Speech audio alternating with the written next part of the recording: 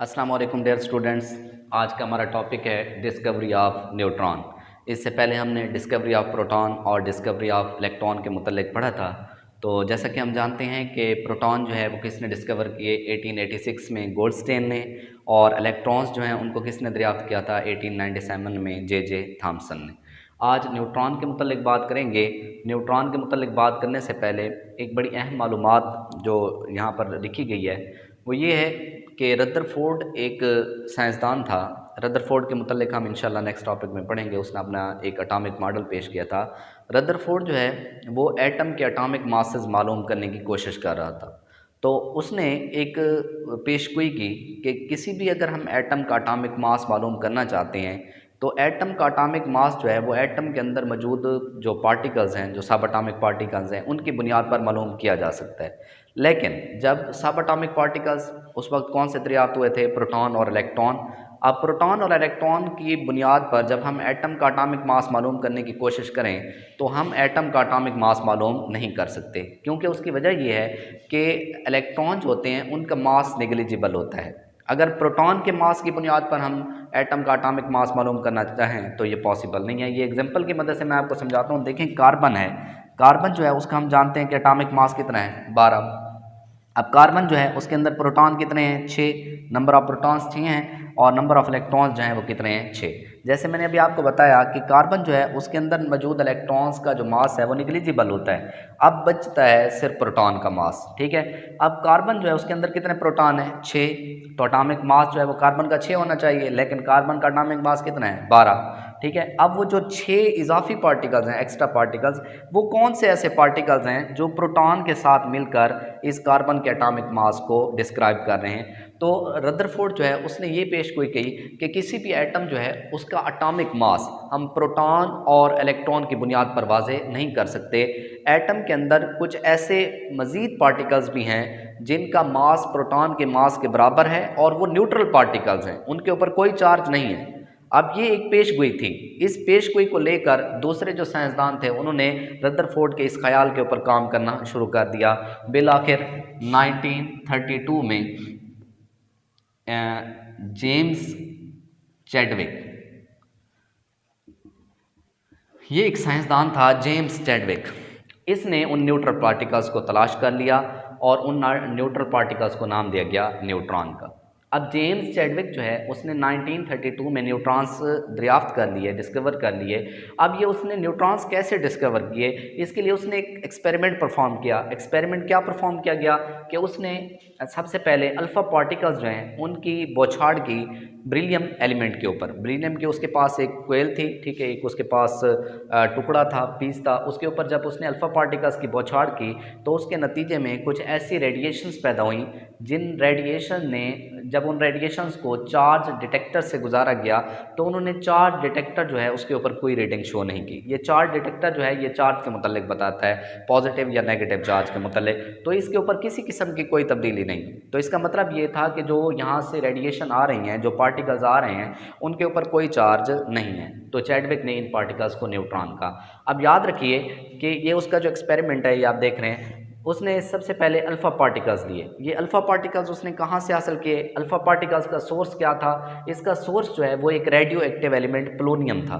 Polonium जो है ये एक रेडियो एक्टिव एलिमेंट है और ये इसमें से रेडिएशंस खारिज होती हैं, ये रेडिएशन खारिज करता है, और वो जो रेडिएशन हैं वो दरअसल क्या होती हैं? Alpha particle. याद रहे कि जेम्स चैडविक जो है ये इसका जो फील्ड था वो न्यूक्लियर रिएक्शन के ऊपर ये काम करता था, न्यूक्लियर रिएक्शन के ऊपर काम करता था।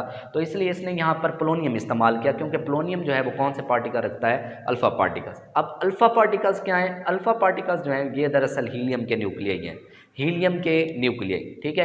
हीलियम का एटॉमिक नंबर 2 है, एटॉमिक मास कितना है? 4। ठीक है। तो ये अल्फ़ा पार्टिकल्स हैं, इसको हम इक्वेशन की शक्ल में लिख लेते हैं। ये हमारे पास हीलियम हो गया, atomic number 2, atomic mass 4। Helium particles जो हैं उनको किसके ऊपर उसने उसके स्ट्राइक कराया? ब्रिलियम के ऊपर। ये ब्रिलियम है, ब्रिलियम का एटॉमिक नंबर 4 होता है, एटॉमिक मास 9। ये beryllium, atomic number 4, atomic mass 9।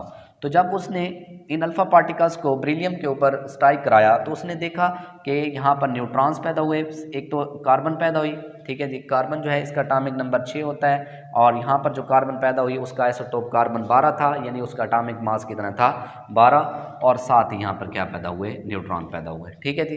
अब यही न्यूट्रॉन्स थे जो किसी चार्ज के हामिल नहीं थे, ये न्यूट्रल पार्टिकल्स थे और इन न्यूट्रल पार्टिकल्स ने इस चार्ज डिटेक्टर के ऊपर किसी किस्म की कोई तब्दीली ज़ाहिर नहीं की।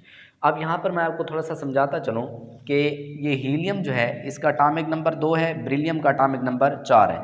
जब ये दोनों यानी कि ये अल्फ़ा पार्टिकल्स हैं, ये जाकर जब बेरिलियम के साथ टकराते हैं तो हीलियम का जो न्यूक्लियस है वो जाकर बेरिलियम के न्यूक्लियस के साथ अटैच हो जाता है, उसके साथ जाकर टकराता है, उसके साथ मिलता है। अब मिलने की वजह से क्या होता है, हीलियम के पास एटॉमिक नंबर 2 है, एटॉमिक नंबर प्रोटॉन्स की तादाद होती है, तो इसका मतलब हीलियम के पास कितने प्रोटॉन्स हैं 2, बेरिलियम के पास कितने प्रोटॉन्स हैं 4। तो ये दोनों प्रोटॉन्स जो हैं, ये दोनों न्यूक्लियस के प्रोटॉन्स इकट्ठे हो जाते हैं, उसके नतीजे में टोटल नंबर ऑफ प्रोटॉन्स कितने होते हैं 6। अब हम जानते हैं कि वो एलिमेंट जिसके पास 6 प्रोटॉन होते हैं वो कार्बन है, तो यहाँ पर कार्बन बनती है जिसका एटॉमिक नंबर 6 है। अब मास नंबर का है, टोटल यहाँ पर मास नंबर कितना हो रहा है 13, ठीक है। अब एडजस्ट करने के लिए यहाँ पर जो कार्बन पैदा हुई उसका जो आइसोटोप था वो कार्बन 12 था, यानी कि 12 एटॉमिक मास था। बाकी जो एटॉमिक मास यानी कि बाकी जो एक पार्टिकल बचा यानी कि जिसका एटॉमिक मास 1 था, तो वो वहाँ से क्या हो गया, अलग हो गया, और वो पार्टिकल क्या था, न्यूट्रॉन था। और इस तरह जेम्स चैडविक ने 1932 में ये न्यूट्रल पार्टिकल्स यानी कि न्यूट्रॉन्स दरियाफ्त कर लिए, और ये जो न्यूट्रॉन्स होते हैं इनका मास प्रोटॉन के मास के तकरीबन बराबर होता है। याद रहे कि जेम्स चैडविक जो है इसको 1935 में नोबेल प्राइज़ दिया गया। किस वजह से नोबेल प्राइज़ दिया गया, क्योंकि इसने न्यूट्रॉन को डिस्कवर किए थे, तो फिज़िक्स में इसको नोबेल प्राइज़ दिया गया 1935 में। अब डिस्कवरी ऑफ न्यूट्रॉन्स के बाद प्रॉपर्टीज़ ऑफ न्यूट्रॉन्स आती हैं कि न्यूट्रॉन्स जो हैं वो किन खासियत के हामिल होती हैं। तो इसकी पहली खासियत जो है वो ये है कि ये न्यूट्रल पार्टिकल्स हैं, ये न्यूट्रल हैं, it's means they have no charge, इनके ऊपर किसी किस्म का कोई चार्ज नहीं होता और ये न्यूक्लियस के अंदर पाए जाते हैं। दूसरा कि जो न्यूट्रॉन्स होते हैं इनका मास यानी कि मास ऑफ न्यूट्रॉन ये इक्वल होता है मास ऑफ प्रोटॉन के। इलेक्ट्रॉन का मास न्यूट्रॉन का मास और प्रोटॉन का मास ये एक दूसरे के बराबर होते हैं। इलेक्ट्रॉन का मास तो वैसे भी निग्लिजिबल होता है, तो अगर हमने किसी एटम के एटॉमिक मास को बयान करना हो तो फिर हम किसकी बुनियाद पर बयान करते हैं, नंबर ऑफ प्रोटॉन्स और नंबर ऑफ न्यूट्रॉन्स की बुनियाद पर। एटम के न्यूक्लियस में प्रोटॉन्स और न्यूट्रॉन्स की तादाद ही एटम के एटॉमिक मास को ज़ाहिर करती है। तो न्यूट्रॉन जो है उसकी दरियाफ्त के बाद ये मसला हल हो गया कि एटम जो है उसके एटॉमिक मास को हमने कैसे बयान करना है। तीसरा और लास्ट पॉइंट कि ये जो न्यूट्रॉन्स हैं इनकी पेनिट्रेटिंग पावर ये ज़्यादा होती है। पेनिट्रेटिंग पावर किसे कहते हैं, दाखिल होने की सलाहियत। मतलब अगर न्यूट्रॉन्स जो हैं इनको किसी मैटर किसी मादे में से गुजारा जाए तो ये उसके अंदर काफ़ी हद तक सरायत कर जाते हैं, यानी उसमें से उसके अंदर तक ये चले जाती हैं। इसलिए हम कहते हैं कि न्यूट्रॉन्स जो हैं उनकी पेनिट्रेटिंग पावर ज़्यादा है।